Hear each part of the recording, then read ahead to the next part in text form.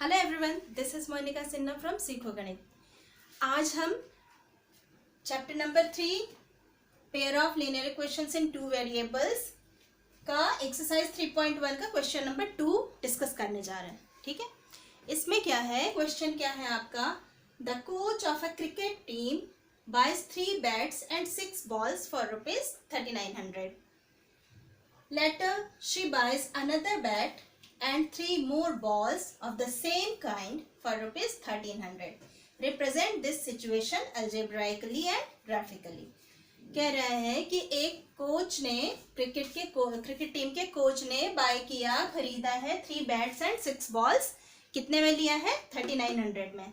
बाद में फिर उसने एक और बैट और 3 और बॉल्स सेम क्वालिटी के, सेम तरह के उसने खरीदा। कितने में? 1300 रुपीज में। तो हमें रिप्रेजेंट करना है, इस सिचुएशन को रिप्रेजेंट करना अल्जेब्राइकली एज वेल एज ग्राफिकली। ठीक है, तो कहता है कि क्या क्या उसने खरीदा है, 3 बैट्स एंड 6 बॉल्स। बैट भी खरीदा है, बॉल भी खरीदा है। तो हमें 1 का प्राइस नहीं पता है, तो हम सपोज करेंगे। ठीक है, late price of 1 bat is equal to rupees X and price of 1 ball is equal to rupees Y। ठीक है, हमने ये मान लिया कि एक बैट की प्राइस क्या है, X rupees and one ball की प्राइस क्या है, Y रुपीज। ठीक है, अब कहता है कि 3 बैट एंड 6 बॉल्स जब उसने लिया, कितने रुपीज में लिया उसने? 3900 रुपीज में। ठीक है, 3 बैट्स एंड 6 बॉल्स उसने लिया 3900 रुपीज में। ठीक है, ये आपकी एक इक्वेशन बन गई, क्योंकि एक बॉल की प्राइस, एक बैट की प्राइस कितनी है? X rupees. तो 3 बैट की प्राइस कितनी हो जाएगी? 3X। Just like that 1 ball की प्राइस कितनी है? Y rupees.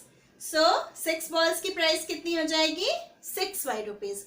और ये दोनों कितने में? दोनों का सम, दोनों मिला के उसने कितने में लिया था? 3900 रुपीज में। ठीक है, तो बात समझ में आ रही है? नाउ अब कहता है कि लेटर बाद में उसने बाय किया अनदर बैट, एक और बैट लिया। ठीक है, एंड 3 मोर बॉल्स, और 3 और बॉल्स लिए। कितने में? 1300 रुपीज में। ठीक है, बात समझ में आई? तो ये दोनों आपका इक्वेशन बना। इस सिचुएशन को हमने ये अल्जेब्राइकली दिखा दिया। This is 1 part of your question. आपके क्वेश्चन का एक पार्ट हो गया। जो हमने अल्जेब्राइकली दिखानी थी वो हमने यहाँ पे दिखा दिया। नाउ हमें क्या करना है, अब इसे ग्राफिकली भी दिखानी है। ठीक है, तो ग्राफिकल दिखाने के लिए हमें क्या करना पड़ेगा, हमें दोनों इक्वेशन के 2-2 सॉल्यूशंस फाइंड आउट करने पड़ेंगे। क्यों? कम से कम 2-2 सॉल्यूशन। व्हाई? बिकॉज हमें उसे ग्राफ पे दिखाना है। तो ग्राफ पे जब भी कोई लीनियर इक्वेशन होती है इन टू वेरिएबल, तो उसे हम ग्राफ में दिखाते हैं। तो वो क्या, एक स्ट्रेट लाइन को रिप्रेजेंट करती है। तो किसी भी लाइन को बनाने के लिए कम से कम 2 पॉइंट हमें पता होना चाहिए। इसलिए हमें 2 सॉल्यूशंस फाइंड आउट करनी होगी।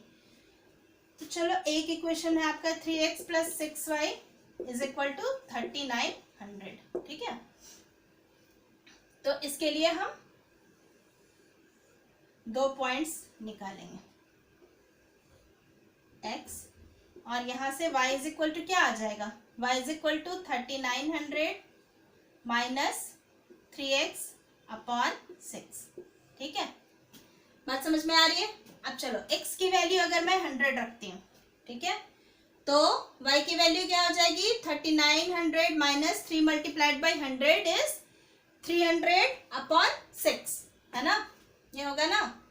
तो ये क्या हो जाएगा? 3900 में से 300 गया तो 3600 होगा ना? 3600 होगा। 3600 divided by 6 is equal to 600। तो आपको एक पॉइंट मिल गया। क्या मिला वो? 100 एंड 600। ठीक है, अब हम x की क्या वैल्यू रखें? अब सपोज सपोज करो x की वैल्यू हम रखते हैं 300, ठीक है। तो जब x की वैल्यू 300 रखोगे तो y की वैल्यू क्या हो जाएगी 3900 माइनस 3x, और x की जगह पे क्या रखना है 300, ठीक है। तो 3900 माइनस 3 मल्टीप्लाइड बाई 300 कितना होता है 900। So 3900 minus 900 is 3000 divided by 6 is equal to 500। तो 2 पॉइंट्स हमें मिल गए यहाँ पे फर्स्ट इक्वेशन से। ये इक्वेशन नंबर 1 से हमें 2 पॉइंट्स मिल गए, कौन कौन से 100 600 and 300 500। Now from equation 2 x plus 3y is equal to 1300 है, तो उसके लिए क्या होगा, जैसे पहले हमने किया था x की वैल्यू यहाँ से y इज इक्वल टू क्या हो जाएगा, y इज इक्वल टू हो जाएगा 1300 माइनस एक्स अपॉन 3, ठीक है।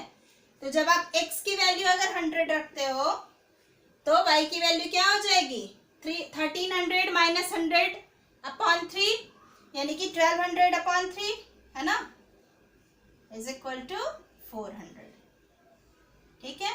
और जब x की वैल्यू अगर आप क्या रखोगे 400 रखते हो, ठीक है, तो y की वैल्यू क्या आएगी 1300 minus 400 is 900। So 900 upon 3 is equal to 300।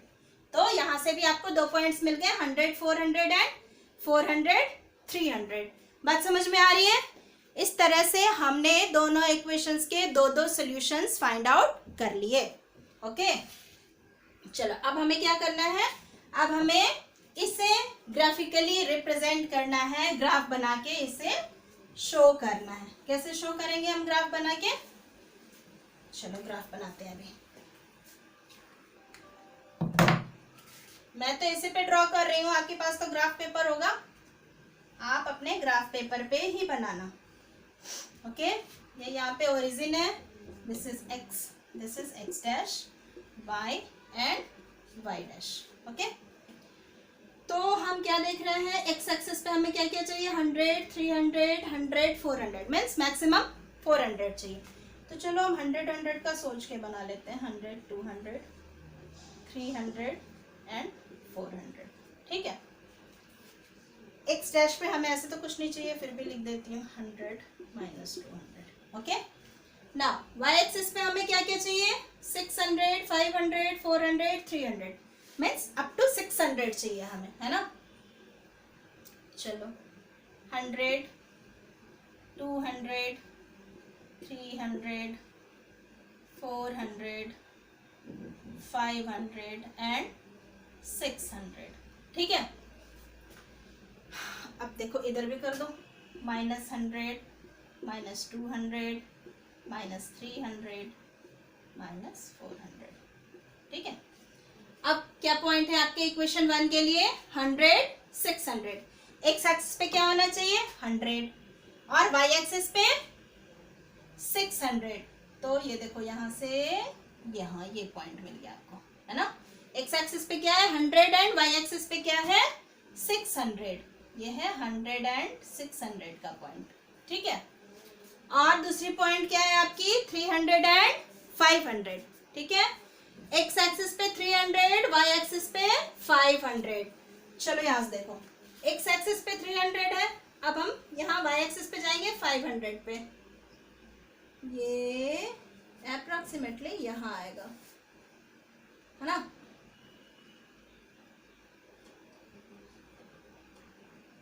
चलो ये हमें कौन सा पॉइंट मिला 300 एक्स एक्सिस पे और वाई एक्सिस पे 500। Okay, now we need to join this 2 points, हमें इसे ज्वाइन कर देना है, ठीक है। ये कौन सी लाइन आपको मिल गई, ये आपको मिली 3x plus 6y is equal to 3900, ठीक है। ये लाइन किसे रिप्रेजेंट कर रही है, किस इक्वेशन को 3x plus 6y is equal to 3900। अब इक्वेशन 2 से चले हम, क्या क्या पॉइंट्स है हमारे पास, एक्स एक्सिस पे 100 वाई एक्सिस पे 400। एक्स एक्सिस पे 100, वाई एक्सिस पे 400 अप्रोक्सीमेटली यहाँ पे, है ना। और दूसरी पॉइंट क्या है, ये कौन सी पॉइंट है, 100 एंड 400, ठीक है। और दूसरी पॉइंट क्या है, 400 एंड 300, एक्स एक्सिस पे 400 एंड वाई एक्सिस पे 300, एक्स एक्सिस पे 400, वाई एक्सिस पे 300, सो ये आ गया 400 एंड 300, ओके ना। इन दोनों पॉइंट्स को भी आपको ज्वाइन कर देना है, ठीक है। ये कौन सी लाइन है आपकी, ये कौन से लाइन का इक्वेशन आ गया, ये आ गया x प्लस, ये कौन सी लाइन है, ये है x plus 3y is equal to 1300। तो ये आपने इस तरह से सेकेंड पार्ट को भी कर लिया, इस तरह से आपने उस सिचुएशन को यहाँ पे ग्राफिकली रिप्रेजेंट कर दिया। Is it clear? ओके।